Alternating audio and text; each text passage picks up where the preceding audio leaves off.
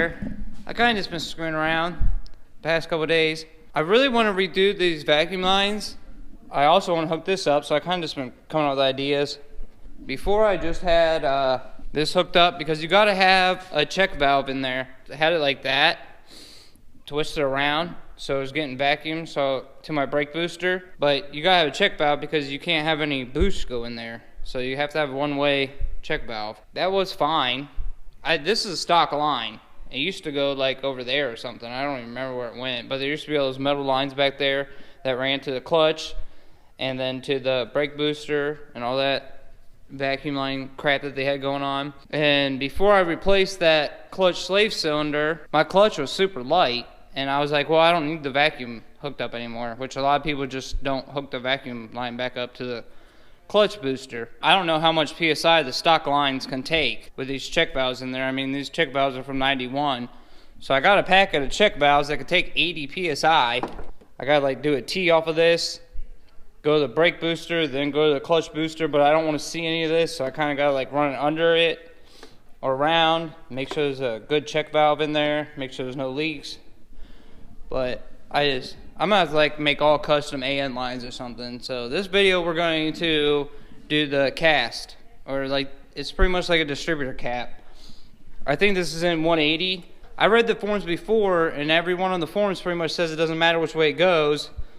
It definitely matters. So I'm gonna show you guys how to check it. Jared explained it to me. You put it in time, top dead center, spin your crank pulley until all these marks are lined up perfectly, take the cast off, and then there's marks on there that need to line up. So I'm gonna walk you guys through that, and then we'll just play it by ear. Figure out I gotta figure out what else am I doing with this crankcase pressure. Right now I just have 2 hoses hooked up to the valve covers, going to a catch can that's getting vacuum from only 1 turbo. These ones I just have open the atmosphere for right now, and I don't know if I'm going to loop those together like it is factory or if I'm going to have another catch can. I don't really know yet.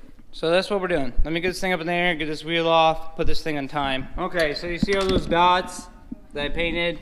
You got to get all those lined up with those hashes. Just put a 1/2 inch in there and crank it.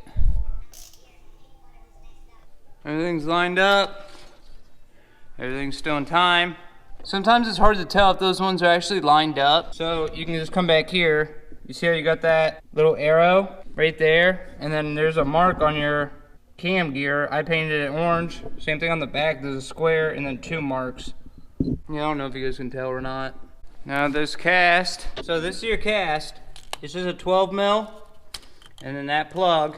This whole thing will pull out. And then there's a paddle, I guess. I'll walk you through it the best I can. This is the first time I'm doing it too. I mean, there's a 50-50 chance that I got it wrong, right? I was reading the forums and I wasn't worried about it because a lot of people on the forums are like, I took it out and spun it and it ran fine. Everything was okay.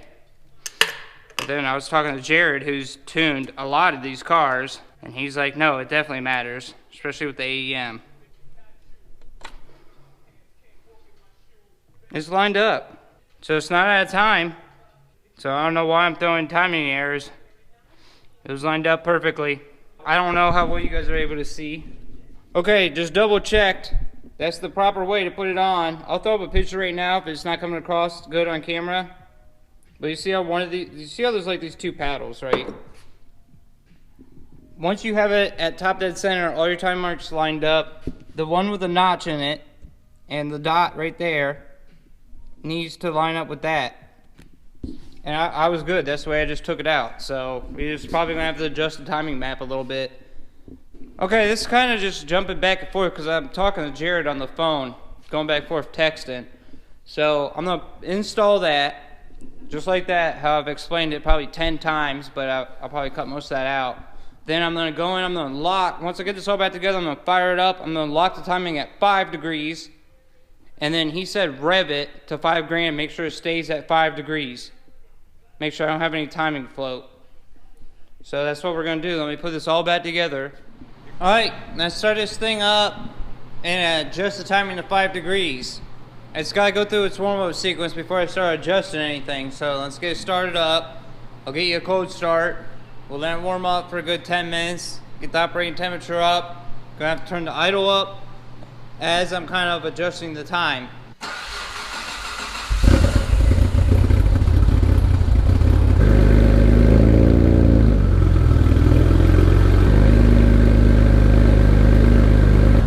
it struggled there for a minute because my idle's a little messed up.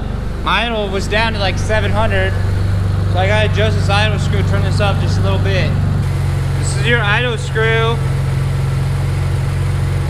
Right now I'm at like 9. We'll let it sit there for its warm-up sequence. I'll end up turning it up to probably like 1200 as I adjust the time. Let's see where this fuel pressure is at while it's running. Looks like it's at like 42 with the vacuum line hooked up.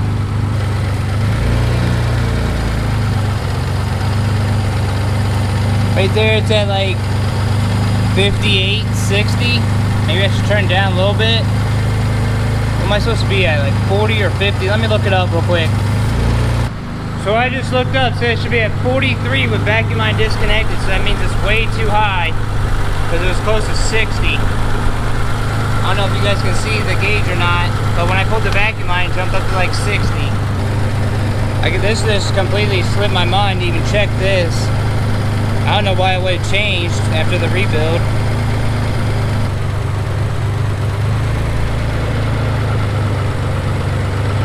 There we go, we're good.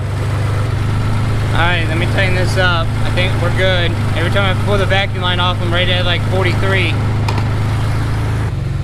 I gotta turn this idle up a little bit.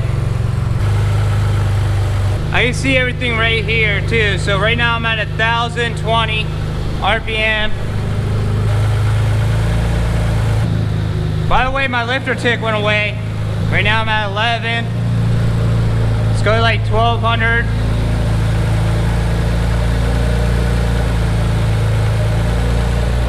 Let's go to Set Wizard.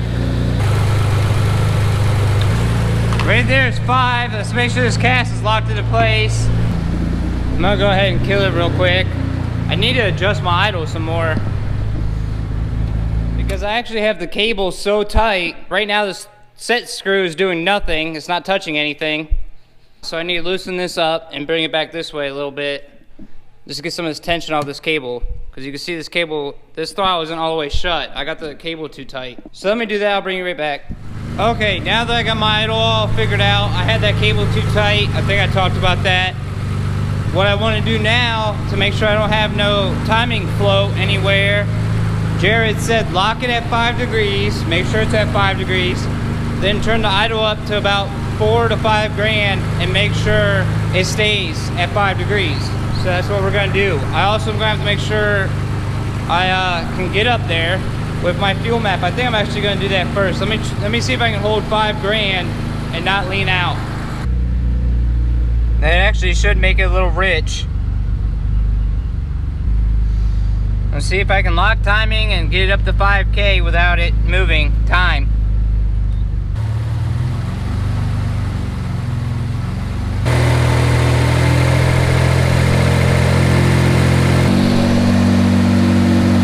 AFRs are good.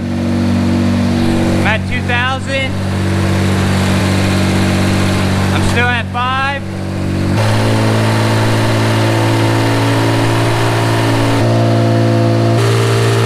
Still at 5.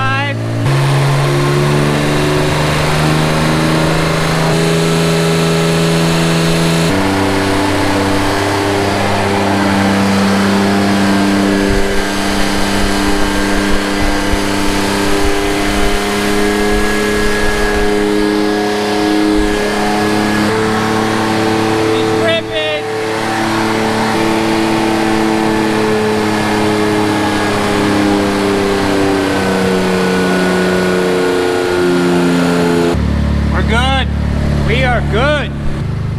Everything looks good, boys. Alright, there's really nothing else I can do.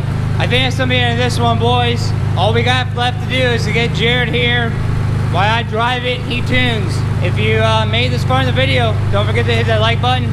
Subscribe if you're not subscribed. If you're new and you're interested in anything to do with this car, the whole build's on my channel. Go check out some of my other videos. Man, I am pumped. I'm so happy that everything went fine, up to 5 grand. It stayed in time. We're good. We're golden. I will see you in the next video. It should be me driving this thing, street tuning. Woo, I'm pumped. See ya.